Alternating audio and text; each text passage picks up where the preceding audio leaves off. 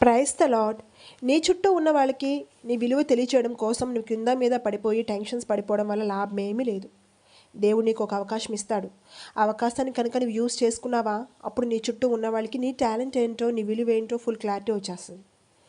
దావీదు వాళ్ళ నాన్న చెప్పినట్లుగా యుద్ధంలో ఉన్న తన అన్నలకి భోజనం తీసుకెళ్తాడు. కానీ దావీదుకు తెలియదు, దేవుడు దావీదు విలువ ఆ రోజు అందరికీ తెలిసేలా గొల్యాతుని చంపే ఆ ఒక్క ఛాన్స్ ఆ రోజే దావీదుకి ఇస్తాడు అని. అందరూ కూడా దావీదుని వీడు గొర్రెలు కాపరి, చిన్నపిల్లాడు అని పెద్దగా ఎవరు లెక్క చేసేవారు కాదు, పట్టించుకునేవారు కాదు.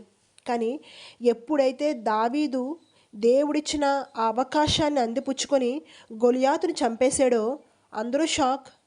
వీడికి గొర్రెలు కాపరి కదా, వీడు చిన్నపిల్లాడు కదా, వీడి వల్ల ఏమవుతుందని అనుకున్నాం. కానీ మనం సాధించలేనిది వీడు సాధించాడు రా అని అందరూ ఆశ్చర్యపోయారు. అప్పుడు అర్థమైంది దావీదు సత్తా ఏంటో. మన విషయంలో ఆయనకు ఒక టైం ఉంది కదా, ఆ సమయం వచ్చినప్పుడు దేవుడు అవకాశాన్ని ఖచ్చితంగా ఇస్తాడు.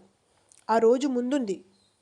దేవుడిచ్చిన ఆ ఛాన్స్ నువ్వు యూస్ చేసుకున్నప్పుడు నీ చుట్టూ ఉన్న వాళ్ళకి నీ విలువ తెలియచేయడం కోసం నువ్వు ప్రయాసపడాల్సిన అవసరమే లేదు. దేవుడు తెలియజేస్తాడు. ఆమేన్.